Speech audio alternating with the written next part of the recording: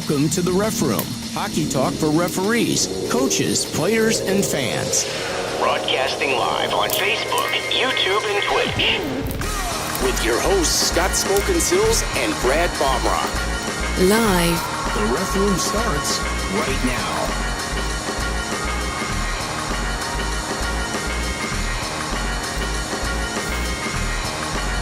And now your host. Oh yeah, it is Wednesday. Welcome everybody to the Ref Room. I am Smokin Silz, joined by my good friend Baumruck. And of course, we got lots to talk about today. Our title is Referee Shortage. That's definitely something we're going to cover, along with many other things. We ran out of time last week. I mean, we had a laundry list of stuff we wanted to hit.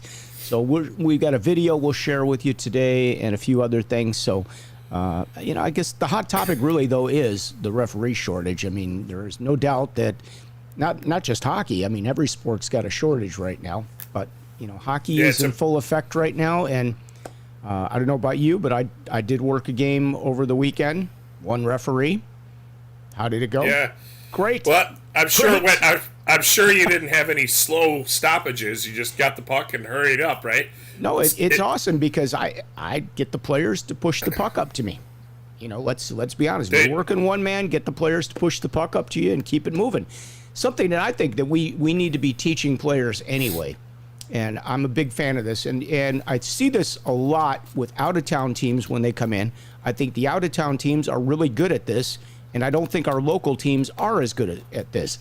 But, you get the icing, and either the goalie or the defenseman either pushes the puck up the ice for you. They don't send it back 200 feet against the boards where it takes longer for you to go pick it up, which some of them in Chicago like to do. Not just Chicago, but in Illinois. I think it's everywhere. In Illinois, they like, let me push that backwards for you so you can go even further. Scott, hang on. I think you're making a very bold statement for how many Chicago teams that you see compared to all the out-of-state teams. So you have a much larger sample size of Chicago teams than you do of the local ones. I do. So you may take it more negatively. And they all respond the same way. They push the puck backwards for you, the wrong way. As you move up in the older levels of hockey, it's actually interesting to see because if you go and you watch like a junior game, they're constantly flipping the puck up to the referee or picking it up off the ice or shooting it down. Yep. And the mental part that I always think of is in those levels of hockey, those referees are working to advance. Those players are working to advance. They're all there for like the exact same thing. So you see that respect level between each of you. And I get where you're coming from where why do they drop it or, behind the net? That's the one that annoys me. Why do you carry it 20 feet back and then put it behind the net? Like there's not a player that will touch that won't touch the puck after whistle, but it'll get an icing, and all of a sudden nobody's touching the puck. Like, we're not supposed to touch the puck. So I think this is something that as a community we need to be teaching players. Push the puck forward or send the puck down. And nice. I'd like to see it where, the referees in other states go, wow, the guys from Illinois, they always push the puck up. They always send the puck up. It's great to work their games. I'd like to see those comments coming from the Illinois or officials from other states. About our home state. Yeah, about our home state. And this is something that we need to teach. Just like when you have a goalie that, makes the save, and then all of a sudden he whips the puck out like this into the corner almost, like I had the big save. And, it's like, instead of just handing the puck to the official, I mean... All right, so I got we need to teach him some respect and some class, okay? I get where you're going with this. I got two really good things that you can say to players in both of those instances. All right, so we'll go with the negative one where the goalie's throwing the puck into the corner, okay? Whoever you're working with, it doesn't matter who. They can be the same age as you, younger than you, whatever. When the goalie throws it into the corner, go get the puck and then go up to the goalie and be like, look, all right, it's not a big bother to me. But that guy over there, he's getting old. All right? Can you just hold on to the puck for us and just hand it to us? You're saving our career by not making us bend over so much.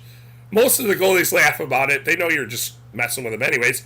But magically, they start giving you the puck. Number two is the guys that shoot the puck down. So defensemen do it a lot, so do goalies. My big saying to them is, you, sir, thank you very much. You are a gentleman and a scholar. And you would be shocked at how much they light up about it. It's just like when you're working games and, thanks for legging that out on an icing. When the guys are, hustling to get the puck and you don't have to, call an icing, which was well deserved. It makes your life so much easier if that player keeps their feet moving. Yeah. But yeah, there's a couple of little things. I don't use some of the same philosophy that you use. I have some other philosophy that I use, but it works, okay? So, whatever works, but I think, guys, as a community, we should be teaching the players this. Teach the defenseman to push that puck up. Teach the goalie to hand the puck to you.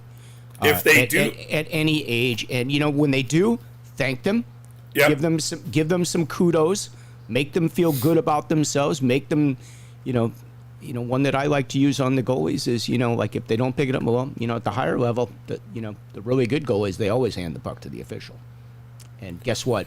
They'll pick that puck up because they want to be considered that higher level, better goalie. So, I'm with you. You can use psychology on them. Praise them a little bit, because absolutely. It's going to be nicer for the referees that come in. Defenseman pushes the puck down the ice. That's the NHL way. That's the way to do it. Good job, man. Good job. And guess what? They'll continue to do it. Goalies push the puck up. Awesome, man. And if I'm the official at the other end receiving the puck, I will give them a thumbs up, like a thank you, so that they know they did the right thing and it's a good job. So, I give them the praise. Like the Fonz. Hey! I give them this. You get the two thumbs up and a thank you. I don't care if it's men's league. I always thank the players that do that, and I encourage you guys to do the same. It makes your life better. It's a lot easier on everybody, and it keeps the game moving. The last thing you need are these long delays. We got enough of them. We got enough stoppages with, the offsides and everything that, just trying to keep that game moving. Hey, Scott, no offense. All right, I'm going to ask you this just because one of my pet peeves is when you're in a 3 or a 4 official system. And you're the referee, and the referee that's at the top or in the 3-man, just the actual referee, they put their arm up, for the visiting bench to signal that their change is done. They look at the home bench. The home bench waves them off. They're done in like 2 seconds, right? Yep. You put your arm down, and the linesman is standing there. They're looking at you. They're looking at the sky. They're flipping the puck around. I'm at the goal line. I'm going, what is this guy doing? Yeah. Hit the whistle. Okay? Yeah. And in a game where a referee is signaling a line change, when their arm goes down, the whistle goes. Hammer that whistle immediately. That is your number one job. And then you have 5 seconds, right? Get the puck down. And I'm just pointing this out here because you're saying these long stoppages. The long stoppages, no offense to me, in officiating, are boring. I just want to get going again. I couldn't imagine being the people in the stands. Yeah. And they're being caused by us. But the worst part about that is when you have those long stoppages and the referee's trying to move the game by getting their arm up and down and signaling the line changes properly, it gives players time to discuss with each other things that they don't need to discuss that can dramatically change all the play on the ice. Yep. And you can have things happen in those stoppages that we can avoid 100% by just working through them, getting through our face-offs, getting the puck back down. And always think about this. You got 2 guys chirping at each other. If you get the puck down, it stops. They stop. They play hockey because that's what they're there for. Great point, though. Let me add a little something to that because I had a 3-man, I think before we stopped doing 3-man on the weekend. I had a 3-man, and one of the guys, I think it was only the second time. I think he worked a 4-man. He had never even worked a 3-man. It was his first time doing a 3-man. He's not a younger guy. He's not in my age group, but he's more between our age group. Okay, so you're going to see a lot of newer guys working the 3 and 4. Yeah, it is a big gap. Sorry, Scott, I had to take advantage of that. Go ahead. It's not as big as you think. Okay, I know. But anyway. So, you're going to have a lot of guys that are working in new situations, and they don't know that, if they haven't been to the ADP, they haven't been taught a lot of this stuff. You can watch videos, but, I don't know I don't remember, do they show in the videos, like bringing the puck around the net when you return the puck on an icing? I don't think they do. No, that's something But that's these left are us. things that referees need to teach one another. If you're working with somebody new, the big one is what you said, and that's hammering the whistle the minute the referee's arm goes down, because that's the biggest thing I noticed from newer linesmen. They don't do it. Like, you got your hand on, you're pointing at, like, hit the whistle. Yeah, And they're still looking at you like they don't know what you're talking about until the period ends and you pull them aside and you have a conversation with them. And then, do they hit the whistle? They're better at it.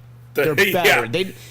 Because what happens is you need to put them in a situation which is not good for you, but where a team decides they're matching lines, and you put your arm down and they didn't hammer the whistle, and now you got a line change issue to deal with. They throw another line out. Then they will learn. They will learn the hard way, and of course it's going to be a problem for you, because you're going to have to go over and nicely explain, I have a new linesman, hand went down.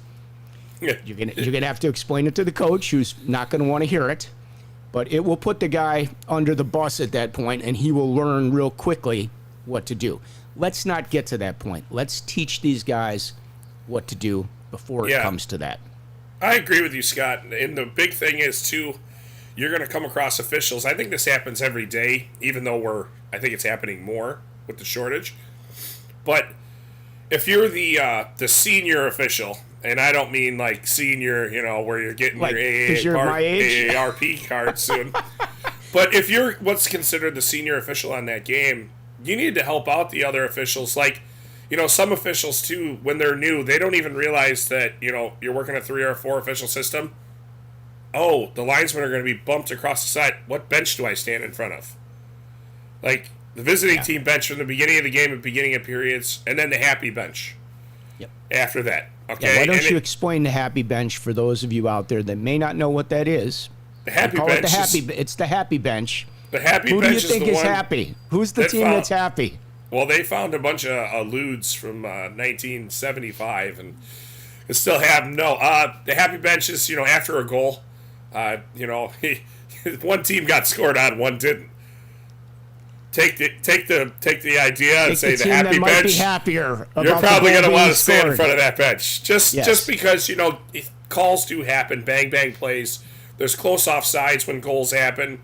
You don't really want to put yourself in front of a team that he's already the coach is already mad at his players. Then maybe he's mad at you because there was a close bang bang play and his perspective was that was offsides. You just caused that goal, which. If you really think about it in reality, not really, but, I get where their thought process is, and if we would have shut the play down, it should have stopped that goal, blah, blah, blah, blah. I get all that, all the what-ifs. Yeah. But sometimes, again, with the vertical stripes, people don't like us already, so why put ourselves into a situation that we don't need to be in? And this really, as we talk about the referee shortage, this is an issue because you are going to have new people on games being moved up much quicker. People. I mean, I think I worked like a year before I saw like a Bantam Central States game or a Czech game, something of that nature, where I had some experience at that point. And boy, it was still shocking to me, what you're seeing out there and what you're going to call in a high school varsity game when you start to see hitting and everything. But you're seeing guys, thrust into these positions rather quickly. There's guys that are working higher level Pee-wee games almost like game one. Yeah.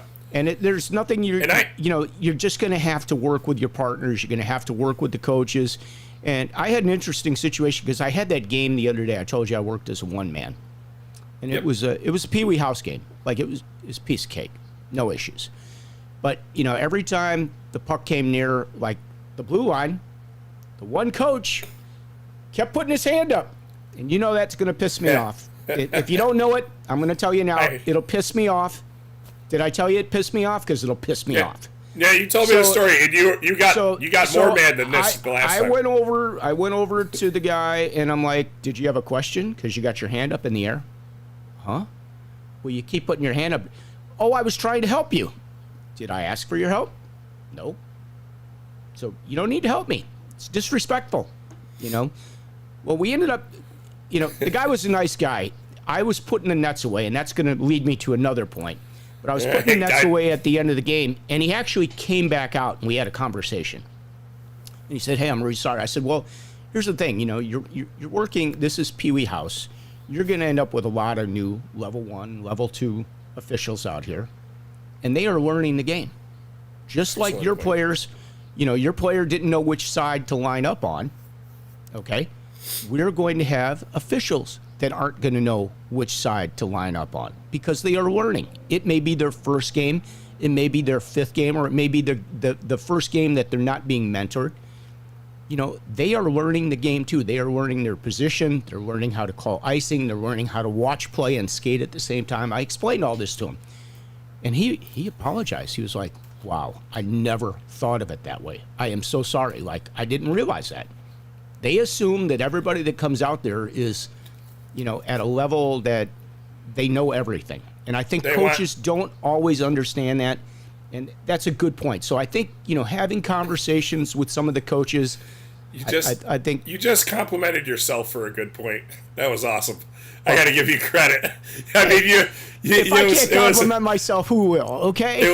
It was awesome. You're the only one that gets compliments in the comments. I'm the bad guy in this deal, okay? We got good cop, bad cop. I'm bad cop. You know, I'm the bad guy. There's somebody getting compliments over here about 3 and 4 official systems and white cross ice games. Yep. But those are my specialty, by the way. Those are my specialty. Don't be taking any of my might 4-man cross ice games. The interesting part is, like you're stating, Scott, you know, us officials that work, you know, the upper levels consistently, we don't see a lot of these games. So when we do have a chance to be on the game, you know, you can see the game. What you're saying is I'm low on the totem pole there. I'm like looking up at the belly of the cockroach. Yes, okay. I never said that. Stop it. Okay. When we're working these games, you know, like Scott, you're working midgets high school, barely more consistent than you're working Pee Wee House. Yes. So when you have I mean, a situation like this, the game, you know, a Pee Wee House game, you know, it's hockey. It's good hockey. It's fun. What it is. It's enjoyable. The kids are trying hard. Some of them are better than others. Right. But you know what? I didn't have any oohs or ahs from the parents. I didn't have any, you know, there was no issues going on. Nobody had to jump over the glass. You know, it was like right.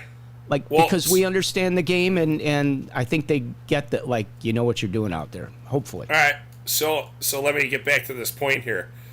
If you are one of those officials that you're there and, you know, oh, I took it to help out, okay, and that's a lot of the times that kind of stuff happens, and that's great. I'm glad that guys do that. Thank you to everybody that does. Keep doing it. I'm doing it. Well, we are able to step back in those positions, watch the game, and then evaluate the other things that are going on during the game, which is the coach putting his arm up 50 times. Or I worked a game about 2 or 3 years ago, and every single stoppage that we had, this one coach wanted to talk about something and wanted a clarification on a rule. Okay, and I think it was a Pee Wee House game as well.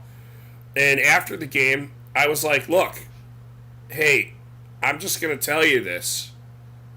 I'm fine with you asking me about the rules. I go, but here's what I'm going to tell you. You know why I told you we'll talk after the game? Because it was like it had to have been like the 15th time this guy wanted a rules clarification. Now, mind you, all of his questions were actually very good. I'm not putting that down.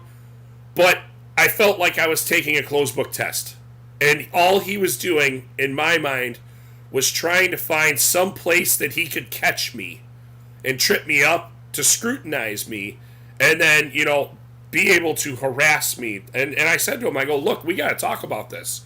I go, you get guys on your games, they're 14, 15, 16 years old. They're not going to know all these answers. I go, I'm sorry to tell you. Like, there's officials that are in their 50s that don't know all these answers. I go, I'm not always 100% perfect, and every once in a while I might misquote something, or, but I remember it, and I'm like, oh boy, did I get that right? I go back and look in the rule book. Yep. A lot of referees are not doing that when they get home at night. I'm sorry.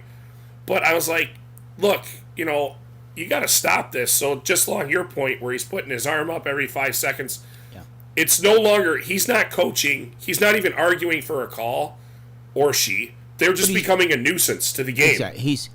It makes it look disrespectful. It makes it's undermining the officials that are out there and the job that they're doing. Right. And, it's just not necessary. It is a form of abuse. And I don't care what you say. I find it to be very belittling. And I think agree with you. This is something that, a conversation can clear up very quickly. And this man was a total gentleman. I have nothing but respect for him, the way he came back. And, we talked, and he saw a different side of things. And I'm like, you're probably going to end up with a lot of games that are one man this year because of the shortage. And this is an issue. It's unfortunate. I had a coach, this is a few years back. He was one of these guys like you're talking about, had the answer for everything. This guy, he knew the rules. Like, okay, he knew the rules. Great. I finally got him at the end of the game. Not saying I was trying to, but he finally set himself up for one that he didn't know. And that was, we were down to like the last minute of the game, and he lined his players up, and he wanted a timeout. I'm like, nope, sorry. You lined your players up. You're not getting a timeout. You already made your line change. He was livid. He was livid. But guess what? That is the rule. You lined him up. Don't have to give him the timeout. Well, I'm like, you set yourself up for that one, buddy. He's like, well, I don't know that one. Hey, Scott. He learned so something. the best part is you just set the next referee up for a rules question. Nice job. I give you a double thumbs up. I get a double thumbs up for that one. Yes. Back to the point is, us referees that may work higher levels and are at a different level of their officiating, which you would call the senior officials. We can make life easier for a lot of officials that are going to come work these games that we normally don't work with, like you said, some simple conversation. Yeah. And I talked to the guy that I was telling you about, and he couldn't have been more gracious. And you know what I think it honestly was? He didn't even realize he was doing it. Yeah. I agree. I think a lot of times the coaches don't know what they're doing. I mean, they'd have to go back and watch a videotape to probably see like how they are, because they get so emotionally wrapped up in the game that they're, they want to win. I mean, okay, you got to. Everybody wants to win. Nobody wants to lose. Everybody's there to win. Okay. I agree. But we give out a trophy for anybody that just shows up these days, so it's a little different from the way it used to be. But these guys are older. They didn't get the trophy when they showed up. Wait a minute. Wait. No, you made one false statement there. What was my false statement? What do the referees get when they show up? Nothing.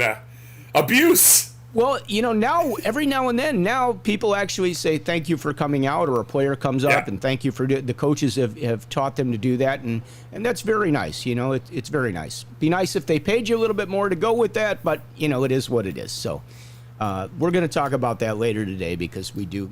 I know that's the elephant in the room, so we'll get to that. But I saw a post on, I think it was on Facebook. I don't remember which platform. That's what I don't remember which platform. I'm not sure which group it came from, but it was about referees and moving nets and not working for the rink. And I'll tell you what. So that game that I had, the Pee Wee game. Okay. Hey, this should be a breakout. Just change the name. Okay. Well, give me a second. We'll have Brad's breakout here. It'll be you. It'll be Scott's breakout. Yeah, but I think Scott's it all says Brad. Yeah, I got to find it. I got breaking news. That could be breaking news. Anyway, so I get on the ice. I'm out there while the Zam's out and the other coaches out there, and coaches from the slot. Let's practice slot before, correct? Number one, pick your nets up. Don't leave your nets flat on the ice. Okay? Teach your players. Don't be lazy. You see the referees pick the nets up, pick them up. Referees get hurt because the ice freezes underneath and it leaves a buckle there, and you hit that and you can go flying. You can get injured. So pick your nets up, okay? Teach your players. Also, But also this- as you get close, give it a quick jump and Yes. don't bring all the snow with it. So when you pick Yes. it up, you're bounce it dumping a few all the times, snow. going over there to get the snow off, and then pop it There you up. go. Okay. Okay. But go ahead. so I'm out there, and the coach goes, "I don't think you're going to need 3 nets for this game." I looked at him like, "Oh, he's got 2 nets now." Yeah, you're right. Take your net off. He looked at me and he left the ice. Oh. If I had had a stick, I would have whacked him across the back of his head. I was pissed. Beyond pissed. I don't work for the rink. I don't work for you. You pulled that 3rd net out for your practice? Take your 3rd net off the ice, and I'll tell you where you can stick your 3rd net, okay? Because I was furious. I wasn't going to touch it. Now the poor Zamboni driver has to come out and get it. I'm sure you were pleasant to him. I was nice to the Zamboni driver, but he's whining. I only have 10 minutes to do the ice, blah, blah, blah, blah, blah. Well, the coach should have taken it off. He was a jerk. He knew about it. We talked about it. He turned around, gave me a look, and got off the ice. Maybe he's seen the show. Maybe. I'm sorry, I can't. Maybe he's unsubscribing now. I can't. So Scott, But, a lot Scott, of the- you a lot were of the so guys- mad about this Oh, the other I- day. I mean, was you're not nearly as know. mad right now. But the other day when you were telling me, I had to literally take my phone and hold it about this far away from my head because I could still hear you. I was like, Yeah. he's irate about this net. I'm I like, mean, come on, guys. man. Like, But I get it, seriously. though. The referees are not there to clean up your mess after your practice or your public session or whatever the case may be. We do a lot of stuff as a courtesy. And, if you work I at a don't mind men's doing league, it, like let's but- say you're at a rink, and you work at the rink regularly, and the Zamboni driver's by himself, and, he was late getting out there to cut the ice, and you got off the ice, and he comes back in the dressing room. Hey, would one of you guys mind coming out to move the nets or whatever? If it's a rink you work in regularly, go help the guy out. You know him. I mean, be a help nice the guy out if you can. Be a nice guy if you can. But I get it. We don't work for the rink. But this is an issue. A lot of the guys are like, I don't work for the rink. I'm not moving the net all the way down at the end of the night. That's their job. Again, I think, if you work at that rink on a regular basis, you work their men's league or whatever, because that's usually when you're taking the nets off. I think you have a decision to make there. Do you want to be looked at in a negative light, or do you want to be a nice guy and bring the net down? I think that's just kind of part of it. At least it's been that way the 10 years I've been working. We just kind of did it. Wasn't a big deal. I mean, some guys are adamant not. It's really nice at some of the tournaments. I mean, you can be in some of the buildings and they have a person that does the nets for you. Even, when they're cutting ice every 2 periods or whatever, somebody comes out and takes care of it. Wow, that's a real treat for us. I mean, it's a I won't pleasure. lie. It is nice when somebody moves the nets. Very nice. Especially because that ice cut, it takes them, let's call it a minute, 45 seconds to get around. Then you got to move the net in and whatever. Well, if I'm working on, let's say my 4th game in a row, those 10 minutes become kind of vital because the next game that's coming out there, they're not waiting. They don't care that you had 4 games. Yep. And that's the bad part. That's the difference in maybe being able to change your socks after game 3 in a cold rink and not being able to do it, honestly. Or getting a snack bar in you and some hydration. Water and just actually sitting down. Yeah. We're standing on an 1/8 of an inch for hours on end. And yes, I know the coaches do it for practices. I'm not standing on it anymore because my skates are gone. I didn't even tell you this story. So, I've had problems with one of my skates. What did you do? Did you put it on top of your car and drive off? They're gone. They're gone. I have no skates. I had to take a pair of skates out of my trunk that have been sitting in there for 3+ years and skate in them the other night, and they don't even fit.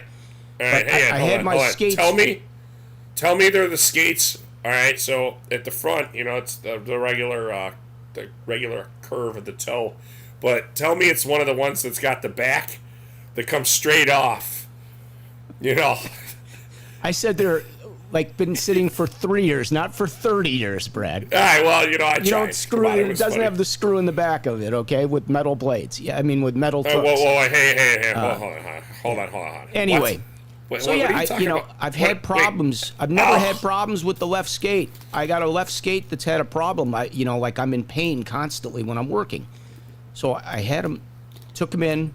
They decided I should, that they would rebake the skates. Well, I'm like, well, you're not touching the right skate because usually the right skate's a problem. So he only did the left skate. Well, he melted the skate. The took has melted into the boot, and the blade is on an angle like this now, inward.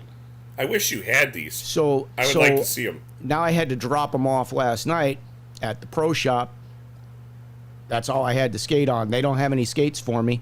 They got to go back to the manufacturer and see what happens. So you're in a holding pattern. I'm in a holding pattern. I'm like, I don't gotcha. think the scheduler is going to be happy with the number of games I do, and I don't have any skates to work with here. So, We can, that's creative where we are. solution. Borrow player skates when you get to the rink. Right. I'll get the rental that skates. Let me get some rental skates. Yeah, like have you seen like the purple rental skates before? No, I Those haven't. would look. They would Those match look good your with eyes the perfectly. Yeah. Hey, I know guys that have had to put rental skates on before. It happens. They've broken a blade or something, and boom, they're out there. But, Yeah, these are all things that lead to referee shortages. This is where your shortages come in, folks.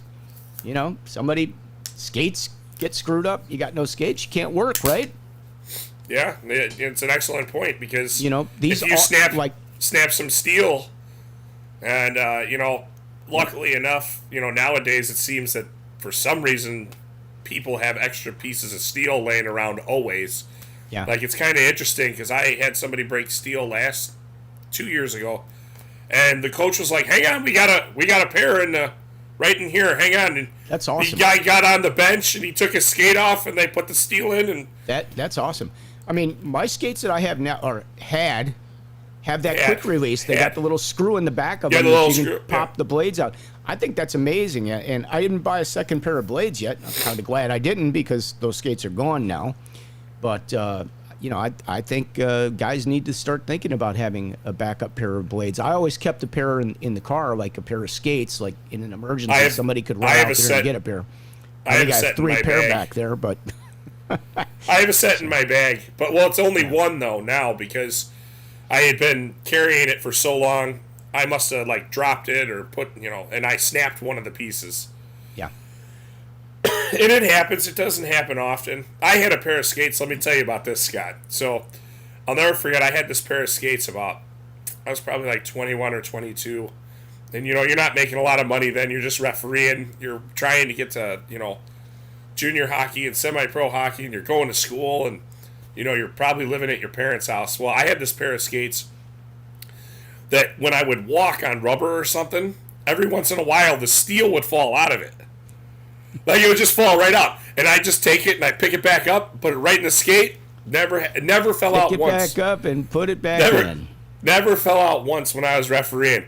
But, you'd be walking and you'd hear it, it would make that ping noise when it hits the ground. Ping! And then my partner would be like, "Oh, man, your blade just fell." I'm like, "God, it happens all the time." And I just shove it back in and go.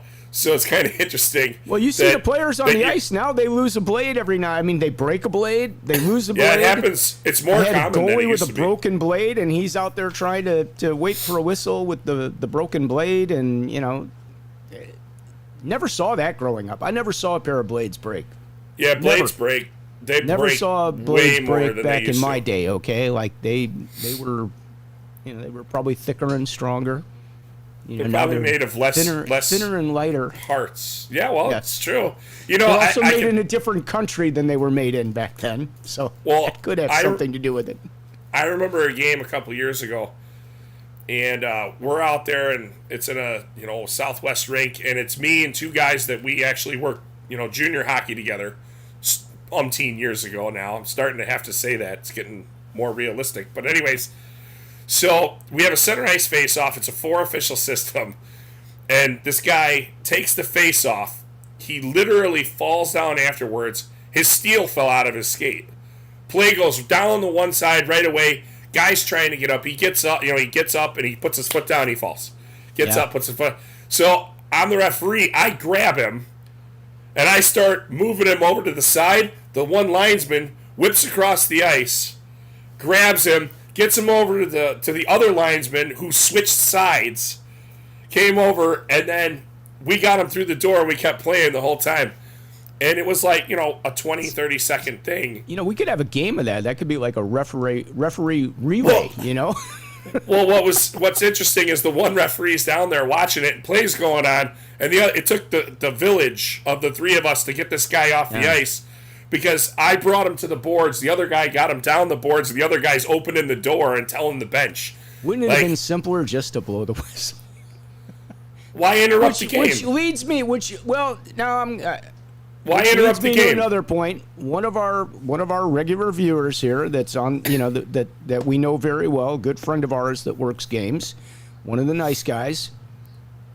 He got opened up with a stick the other night, and I just found this out last night. I called him to make sure he was okay, that he didn't lose any chiclets, but he got opened up at a face-off, and what was interesting, the coach. The coach was, the player was assessed a penalty when he did it to me because I had a player hit me in the face a couple weeks ago, and he was given a high sticking penalty.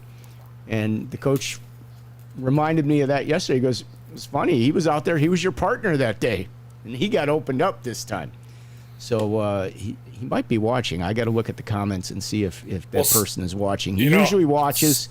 Sorry for whoever got opened up, but he's okay. But I guess it was like a 20-minute stoppage from that. But his partner, the point being, his partner didn't stop play.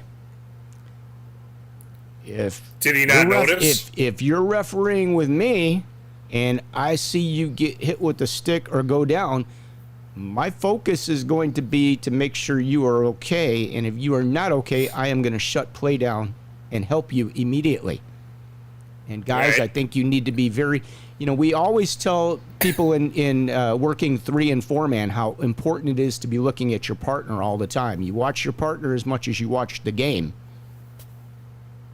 No, I'm with you. And if you're, if you got, I'll tell you a flip side story, Scott. One of your teammates, the Zebra teammates, is in trouble. He is here. He is here.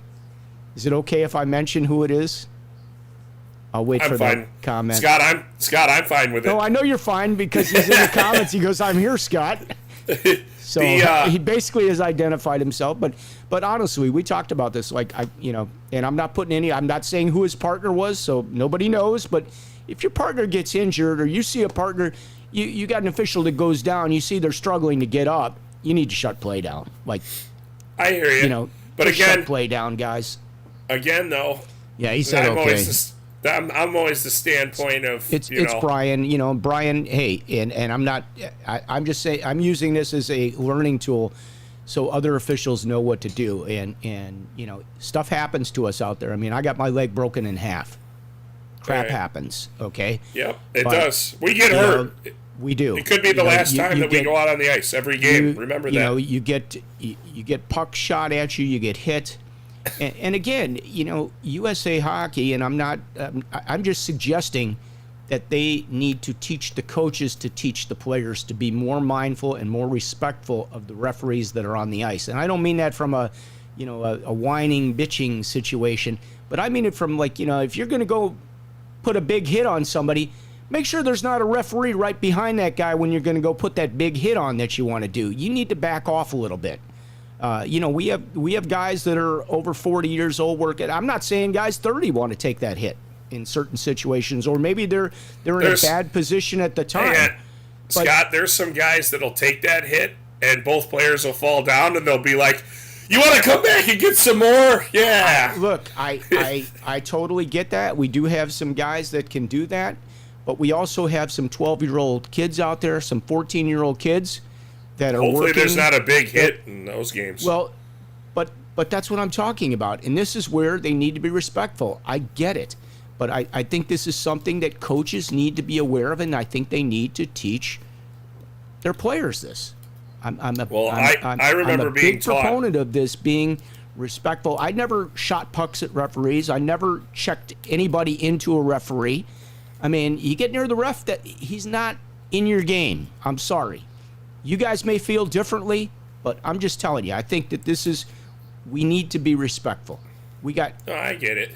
the younger, Scott, the 12, the 14-year-old. Some of those guys are small. We right, have some small referees that have come in, Scott, and hang they're on. not Let the me size interrupt of you. some of the players. Let me interrupt you.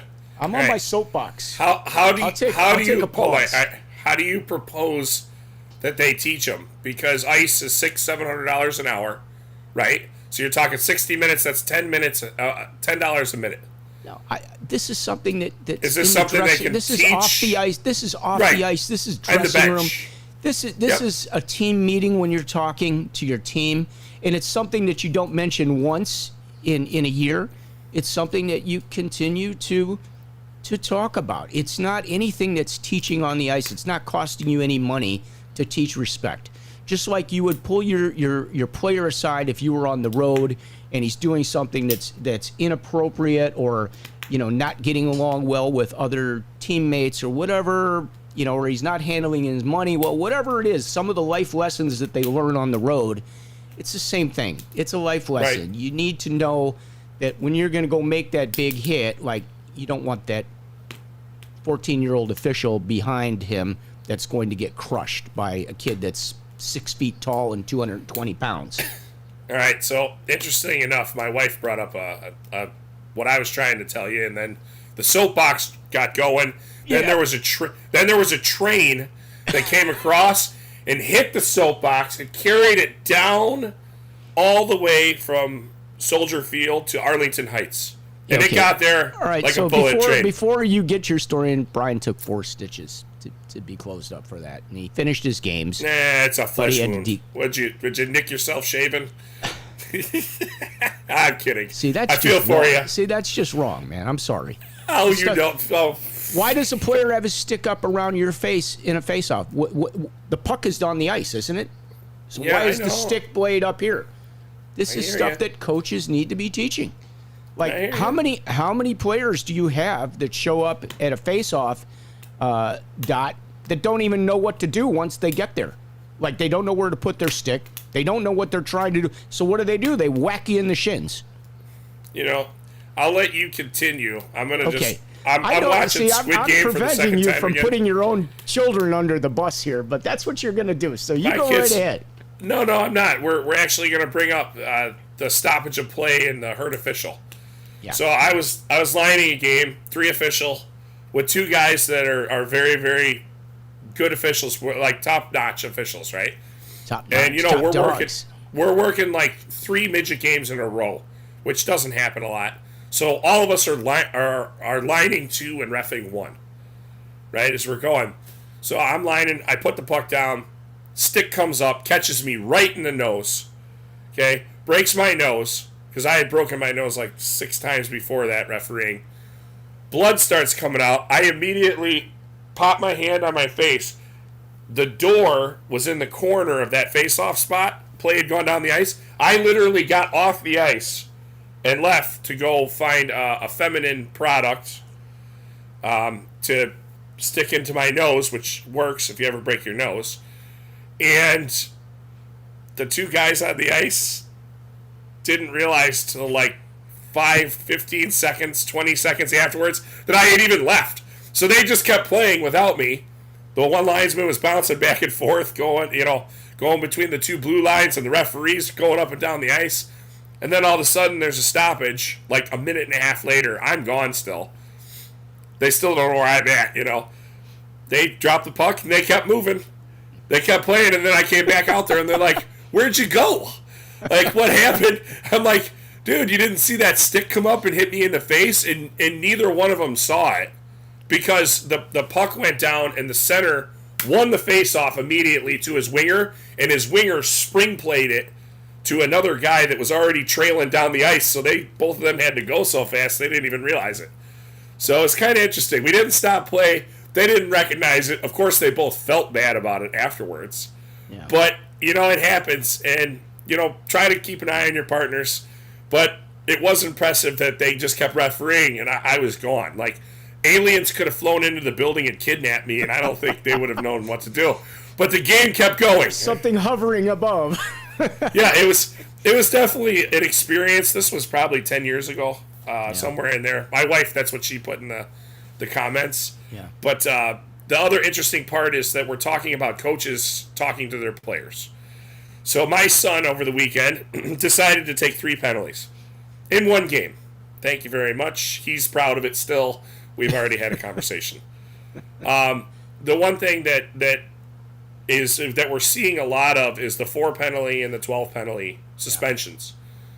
Coaches are still of the mindset that it's 5 and 15. And it's apparent because I had a team and they got to 10 and I'm like, I'm not physically keeping track of it, but as I'm refereeing, I'm like, boy, they got to be close to 10. You know when it's close. Right, and I wheeled by the score box and he's like, they're at 10 and I'm like, okay. So it brings up an interesting topic of with the coaches still having this 5 and 15, we're in October, we're not even halfway through. They've only been playing for 6 weeks, if that. Some of them have only been playing for 3 or 4. Yeah. You can wheel by that bench and say, hey, coach, just so you know, you're at 10 penalties, or, hey, that player's at 3 penalties. Yeah. You might want to talk to him. The 3 penalty the 4 penalty and the 5 penalty rule is set up there to cause players that are a nuisance, that they're just taking penalties over and over and over again. Now, let's explain on how quickly they get to those 4 penalties now. In an upper level game or any game, a 2 and a 10 head contact is 2 penalties. So the coach has already whammed at 2 as well. Then a 2 and a 10 for checking from behind. Now that player has 4 penalties just to them, credited to them. Plus they get another game misconduct for having the 4 penalties. And they get the second 2 and the second 10 is a game misconduct. So now that player from taking 2 penalties has 5 penalties accrued to the team, which gets them almost halfway there. And also on top of it, now that player has to serve a 2-game suspension. Yep. So multiplies quickly. Yeah. So right now, especially, I would say, and I think it's good business always, because if that player does get that far, do you really need him back out there? Does the team need him back out there?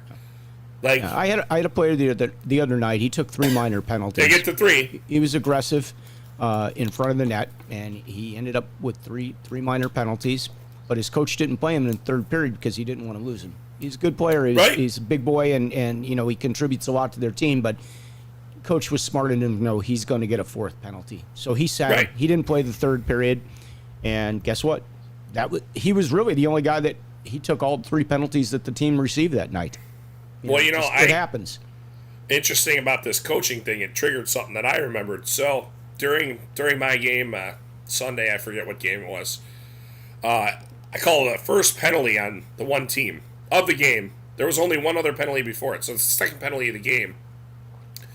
And a Mr. Helper, we'll call him, Mr. Helper. Mr. Helper, if nobody's seen the movie Back to School with Rodney Dangerfield, or if you have, you know exactly what I'm talking about. But anyways. You're showing your age, because I don't remember that either. I'll send you the clip. Professor Turgison. Okay. Anyways, so on the way to the box, the kid says nothing. This Mr. Helper comes by, screams at the top of his lungs, "You're fucking terrible." Whoa. I hit the whistle. I said, "Now you can join him in the box for 2." I put him in the box. They end up getting scored on. They're down 5-on-3. Okay, he disputed the call. He's swearing, yada yada. But I put him down. That happened in the first period with 5 minutes, I think, to go. That player did not touch the ice until the second period with like a minute and a half before the ice cut. And that's the coaching that you're talking about, the emphasis of how the respect comes along. Yep. And, coaches, if you're a referee and you do have where you light a player up, take a little mental note and see how that coach reacts, because, I'm just going through the course of the game and I'm like, I haven't seen that guy in a while. So I started paying attention. The coach clearly benched him. He's sitting at the end of the bench. He's all, droopy at the bench. And he just took a penalty on his, for absolutely no reason. Yeah. Like, what are you doing there? But it's good coaching, and I'm with you. Coaches some of them are really good about that. You have a bad situation, coaches will deal with it. I've seen coaches send players off the ice even though they're not technically, like, we can't send them at that point. But the coach will just tell them, get off the ice. Like, he's furious at a stupid check that was made or a bad hit that was put on a player. And they respond, or they will go a step further. Maybe the player gets a game suspension. The coach will give him another game on top of it. There are coaches that do that. Yep. And there's organizations a great way that do that too. Yes, great way to send a message to your not only the player that committed the foul, but the rest of the players on the team to see this will not be tolerated. And it gets their attention rather quickly. So kudos to the coaches and the organizations that do that. I think it makes a big difference. And, when you do have a coach that supports a referee's call, it's very nice to know that you've been backed up by that coach, that he saw the same thing and felt that it was a needless play or a needless hit that was applied. And that's great. I mean, that's good coaching. I'm sorry. Hey, Scott, have you ever been in the position where you've made a call and the coach reprimands his player, the player gets in the box, and the coach stays, and he's like, hey, I saw that, but I want to ask your opinion on what can I teach my players in order so they stop taking this penalty? Yeah, you ever had that happen? It's kind of an interesting conversation. Yeah, it is, because I think a lot of times the coaches think that a player has made a good hit. You will call a penalty, and it's all right. So you guys may have lost the stream. I believe you did. I don't even have Brad on here right now. I don't know that he lost the stream, but we're trying to reconnect. So we will see if here he comes. I don't know what happened there. Somehow we had a situation. I don't know what happened, Scott. Yeah, we got an internal message error that came up, so I restarted the stream. I don't know if we are back live, if everybody can see it. Yeah, it looks like we did return. They're still there. So we're still there, so apologies. So that might be God telling us that we should be done. Yeah. Because we're definitely not going to get to that video. Yeah, I don't know. We're not going to get to that video. We're not going to get to the video, but we're back live. So no, we're good. Yeah, we lost the stream. Joe said, "Yeah, you're live. Sorry, yeah, we're back." there we go. So sorry about that, guys. I just got an error message on the screen and it cut somebody off. So, we certainly didn't tax the system that hard, but it happens. Hey, Scott. Maybe it's somebody's way of telling us we should shut up now. well, I'm going to tell you this. That soapbox talk about that you were on, and it just totally derailed, and Yeah. You were really, really, really hot the other day. Yeah, I know. And I'm with you. I come from exactly the same spot, but it sounds like you were able to control yourself on the ice. And always remember the two things that we can control: our line changes and ourselves. That's it. The rest of the game just happens. So I think it's a positive note to end. You try to take the high road. It looks like we have most of the people back. We didn't lose that many, so okay. We could stay here for a couple more minutes anyway, kind of finish out the show. And, no, that's good. We'll see if some people rejoin. It looks like some people have rejoined, so we're all good. So the hit happens. It's up. The coach wants to talk to you about it on how to discuss, with his player. Yep. And like I said, it's not an awkward conversation. The role shifts. So the coach the entire game is the teacher. Yep. And as the referee, we're the ones enforcing the rules. It's very interesting to where when a coach has that ability to say, what can I do? It now shifts the role from them teaching to the student to the referee that is now the teacher. Yep. So if you can't answer the question, I'm going to tell you this. Just say, hey, you know what? This is my understanding on it. That's it. But if you have a more in-depth thought or a better knowledge of it, share your knowledge, because the more people that we talk to about our game, and I'm going to say this just from being around, coaches will stop me when I'm going to my kids' game. They see me, I'm dressed like dad at that point. I'm not, I'm not wearing any referee stuff. I'm just, I'm wearing a hoodie and probably jeans and talking with my friends that are on the team and talking with the other parents and just having a good old time because I'm just there for my kids. But the more people that we talk to and explain things to, they start passing that knowledge on to other coaches. And the other coaches, they talk with each other, and it makes our community better. We're all supposed to be intertwined with each other and keep an eye on each other and make sure that the good of the sport is always in our front and foremost of our mind. And I think officials that are willing to answer those questions, willing to talk to the coaches that reach out for that, I think is a great thing. But it is kind of an awkward conversation because that role does shift. So if you do feel that it's kind of awkward the first couple times it happens, everybody thinks it's awkward. But they're asking for a legitimate reason, and if you have the knowledge and the ability to explain it, some people don't have the skill to explain things either, which is fine. We're not telling you have to do this. Yeah. But if you're put into that situation, remember the role has shifted at that point. They're the student, you're the teacher. Make sure you know what you're talking about when you're talking to them. Give them the right information. Because if you give them the wrong information, they're going to hold the next referees accountable. Yeah, exactly.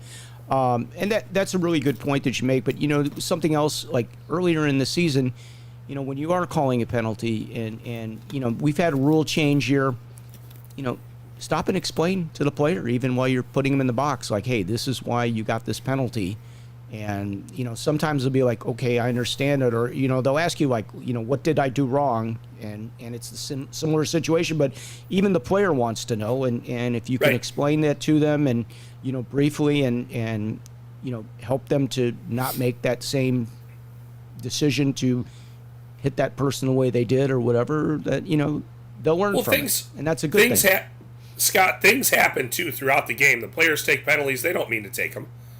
It's just one of those things. Like, I'm going to tell you this, in any level of hockey, guys skating backwards, guys coming at them, they go to poke check. They totally miss the guy's puck and stick, and it ends up right in the guy's toe when the guy falls down. Yeah. It can be, it's like the most painful penalty that I have to put my arm up for. Because, now, mind you, the player, there's a change of possession, too, as well. Because, if another guy picks it up behind him and comes in down the ice, we probably can say, yeah, he tripped him, but we might let that go depending on the game. Yeah. But it's a painful penalty. Like, everybody knows it's a penalty. You know it's a penalty. The player knows it's a penalty. And on the way to the box, turn to him and say, look, I know you didn't mean to do that. It was a penalty. It happened. Just get over it. And the players respond real well to that, too. Hey, thanks, Nick, by the way, on the nice comment. It's always good to see a lot of the coaches. We'll put that up. I didn't get to put Patrick Sullivan's comment up that he had earlier. I meant because we lost all of our comments. We lost all the comments, whatever. Comments. It wasn't a compliment, because Pat knew me before I was reffing, and he said I used to be brutal on the officials. And yes, he's absolutely right. This is almost penance because I think Steve Glickman was one of the ones that kind of helped me. Supported me when I became a referee, because he connected me with some people and told me, here's who you contact to get games and this and that. And he goes, I'm glad you put your money where your mouth was, because you used to complain a lot about the referees here. And that was true. That was very true. And, I was happy to see that I did it, and yeah, I was rough on some of you guys. And I know it. There were, honestly, when I showed up at the seminars, like, I didn't know anybody from Iowa and everything else. And then about 6 months later, I might have seen them again with a helmet on. It's like, oh, I know that person. Yep. Yeah, it's amazing, I know that person isn't it? in a good way, like, oh, they were good. I really liked the way they reffed our games. And then there were some that was like, oh. If they only knew who I was. The interesting part? I was brutal. I'll be the first to admit it. It's penance for me. I'm reffing. So I could take a lot because I gave a lot. Scott, it's better to do it now than in purgatory. Yeah. Think about it. Right? So, but, I've had some players that I've refereed, for many years, and then they start reffing. They come to a seminar, and they're like, Do you remember that game? You know, and I get it. It's still to them. It's, you know, super important. It's important to me too. But they'll ask you something. They coming to get you? No, not yet. Okay. They'll ask you flat out about something that happened in one of their games, and I'm going to tell you this: if you can't answer them again, just say I honestly don't remember it, because it does happen. So it's a lot of fun. Though. I had a guy I like when the still, players come back. It's months later. I called a slashing penalty on him in a men's league game. He swung his stick at somebody and missed them, and I'm like, "That's a slash. I'm sorry. You're going in the box. You're swinging a stick. You're going to sit." The guy has like stalked me at games over this. Hang on. And it's like, maybe go he was a read the junior rule. lumberjack. Go read the rule. You know, do you think they want people just swinging sticks at people because they didn't hit them? I mean, like, it's still intimidating. It's still a penalty. So, you know, it's like, but guys Intimidating will, like, in nature. yeah, they will like, this guy, he haunts me over this call. Okay, I'm serious. Like, you know, It's if okay. I show up missing, it's because I called a slash when he didn't hit anybody. Hey, You know, Scott, think about this, all right? If he wasn't haunting you about it, who else would be bothering you? Other than me. somebody else. Somebody else, I'm sure. Yeah, it's All right, It's so been you know, fun, Scott. What are we done? Yeah, we're right there. We're already past an hour. All right, well then I'll Because keep you know my- we I'll can keep going. I'll keep my laundry list. I'll keep There you my go. laundry list of some things Yeah, because you know, we had to have crossed a couple of those off, right, today? yeah, we did cross one or two of them off. You know, Okay. it's a scroll. It's lengthy, you know, but you know, the shortage is real, and people, you Yep. are going to be affected by this. Whether you're a referee, you're going to be affected. Whether you're a team, whether you're a player, whether you're a coach, you're going to be affected by the shortage. You know, I know that we all received a letter from, I believe it was from AHI this last week. This is local news. yeah, this That's is what we need. local. We need a It's thing that says local. local news. Yeah, local news. All right. That would be good. You know, I mean, they are aware of the situation. They're trying to do what they can, and you know, this was a step in the right direction. It's not the end all be all, but it is a step. You know, we have a long ways to go, but it's a step. So at least things are being talked about and worked on, and I guess that's the best way to put it. Would you agree with me on that, or? No, there's lots of people are very concerned over what's going on because we're not the only state hurting. In Massachusetts, they're down 900 officials. They normally have 1,900. Since the they have pandemic, guys, 1,000. they're down 900 officials. And What are we also down? Are we down 4? about 400. But we have a level 1 coming up on the 22nd. So if anybody wants to get a hold of that and get into a seminar, Yeah. it's You know, it's up. if, It's if live. you're a player, like you're an adult league player and you're watching this, I encourage you to go take a seminar. Come join us. Like, you know, if you played some hockey, you played high school, you played, I don't know, even you played how if you could skate You're playing the beer games, league right now. They're still playing. They're good. Yeah, they're good yeah. to go. I mean, you know, this is your chance to give back to the hockey community.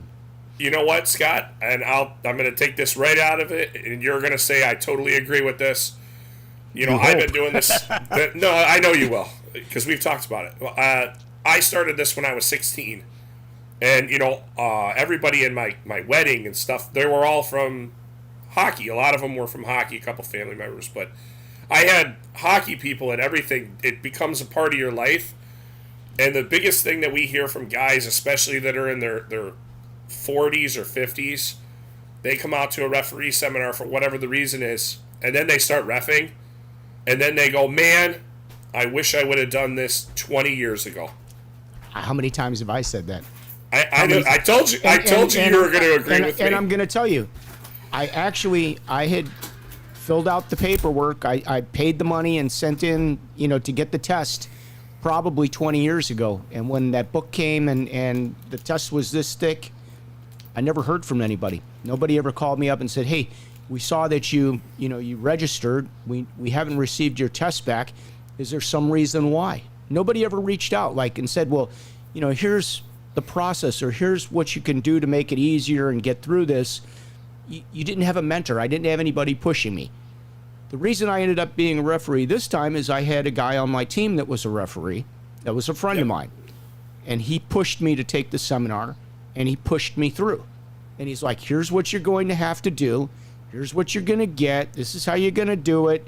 And he walked me through the process, and it made it that much easier. It was like, damn, I should have done this 20 years ago. Bless whoever did that. Yeah, seriously. I'm not going to say who it is, but you probably know. No, you're good. But he's a private person, so I'm not going to say. But anyway, I thank him for that, and I've had a blast doing this. I truly love being a referee, and I think if some of you guys have friends out there that you play men's league with that you think would be good at this, or they can skate the games, encourage them to come do this. Take a level 1. Help them out, help us out. I mean, help hockey out. There's guys that would be really good at this. There's some guys that I think would be better than others. I think, honestly, I think, if you're kind of a little bit of an alpha dog, I think that helps in this case. I think that's a good personality trait of being a referee. Are you thick-skinned? Hang on, Scott, are you talking about when push comes to shove, you don't physically shove? No, I'm just saying. I think ground. I think you have to have a strong personality to be a referee. I think so. I've seen too. some of the younger players that we've mentored that have come in to be referees, and I question, like, will they be able to do this, because maybe they're just not the personality for it. I think you have to have pretty strong will. So I think if you have some guys like that know the game and they question rules and they understand stuff, those would be great guys to bring in.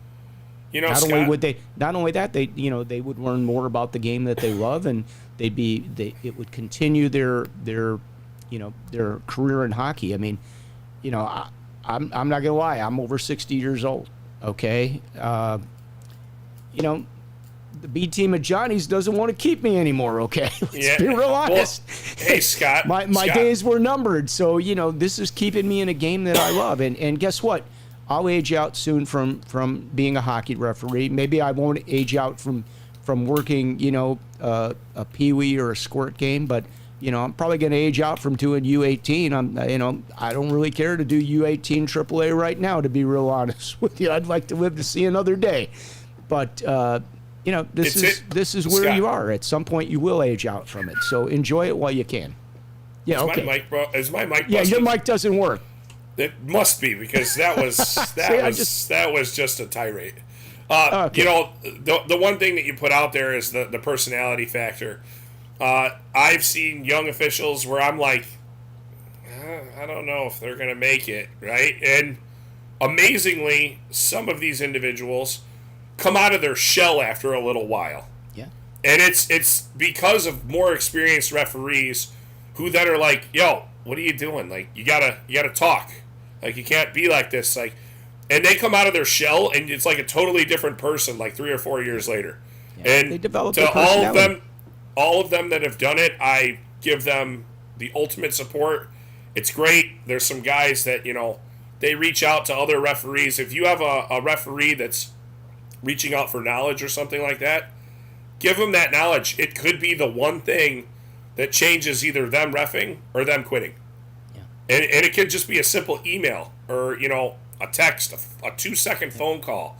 So be there for each other, because we don't realize how much we're intertwined in each other's lives. Especially, like, let's say you have a tough game or a tough situation at a game. A follow-up phone call or, an email to one of your buddies, talking about this, to help them or to get them through it. Maybe it's enough to either ease their mind a little bit about a call that was made or a situation, or you walk them through what could have happened, or I don't know the scenario in this situation, but just some communication I think would be healthy. It's healthy if you can support your fellow referees. So Scott, we had a memorial last night for someone. Yep. And it was pointed out by a very senior official, and I don't mean age, so don't start with this. That all of us, we referee and we do our games and we go from one spot to another, and we aren't getting together enough and talking enough about ourselves and also the game, and it can be lonely at times. And he said the best line, and it stands in my head. The game of hockey is a elusive mistress. We have to take care of one another, or else none of us are going to get through. And, it was the best way you could paraphrase any official's love for the game, because it takes us away from our family. It does. It takes us away from possibly our jobs. Guys take off when we have the CCM weekend. I take off that Friday. I take a vacation day off to referee. Yeah, the money's nice on top of it, but I'm refereeing, and it's a mistress that none of us can ever catch. Yeah. So I thought it was a great example, Joe. Thank you very much. Of to what we all go through, and we can all look back at it and realize, so let's be there for one another, whether it's a phone call, a text, email, or, you're having a bad day. You could say to your partner, hey, before the game, just so you know, I'm having a rough day right now. Yeah. Okay? And they might want to talk to you about it. Every day's not going to be your best day out there, but, give it that 110% effort, and, keep hockey as, remember that, do what's right for the game of hockey. Agreed, that goes Scott. even with the men's league game. Like, there's times where you just don't want to be there. It's your 6th game of the day or something. But you know what? Excuse me.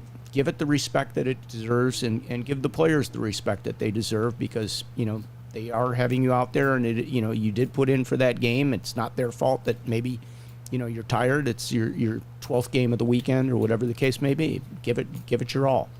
And going back to what you're saying about lonely, I mean, I don't know if you guys remember, for those of you that watch the show on a regular basis, but we had a former NHL referee on the show.